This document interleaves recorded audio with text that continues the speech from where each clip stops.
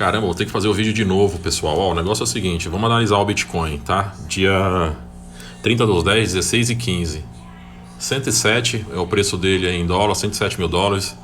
O preço está abaixo das médias móveis, o que mostra que é uma tendência de baixa, sendo confirmado pelo On-Balance Volume, que ele tá negativo. Isso aqui não pode ficar tão negativo, isso aqui na verdade tem que estar positivo.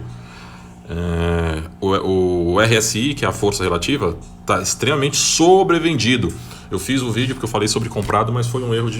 E aí antes dos hates criticar, né, já vou corrigir. Aí o Williams também está mostrando que está extremamente sobrevendido.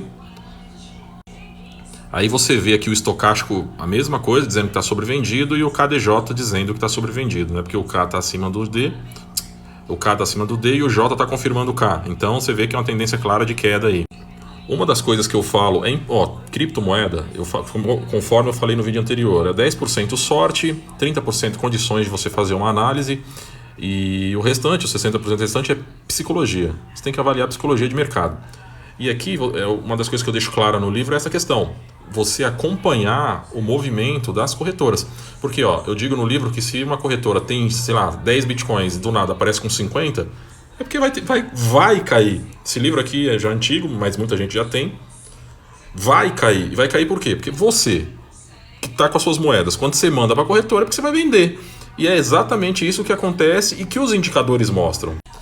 Além daqueles indicadores, são esses indicadores aqui. Por quê? Porque o indicador ele mostra só o passado, né? A comunidade se comporta de uma determinada forma, esse comportamento é registrado num sistema e o sistema te exibe. Então sempre que você vê um indicador, você está vendo de perspectiva. Mas esse indicador aqui, que é o de fluxo financeiro, ele é interessante porque você consegue dar um raio-x da criptomoeda. Por exemplo, aqui você vê nitidamente que aumentou a quantidade de bitcoins dentro da corretora. Aqui é o da Binance, mas poderia ser da Deribit, qualquer uma, todas têm esse painel. Aumentou. Se aumentou a quantidade de tokens dentro da criptomoeda, é porque o preço vai cair, porque você só manda da sua autocustódia para a corretora quando você vai vender. E você vê nitidamente a entrada de dinheiro em Bitcoin confirmando esse movimento de acumulação dentro da plataforma. Que é o que eu estou ensinando no meu livro aqui. Muita gente tem esse livro, e quem não tem, tem a oportunidade de comprar esse livro, né? Eu adquiri de alguma forma aí. Mas o livro ele mostra exatamente esse movimento, que você também pode acompanhar aqui no fluxo financeiro.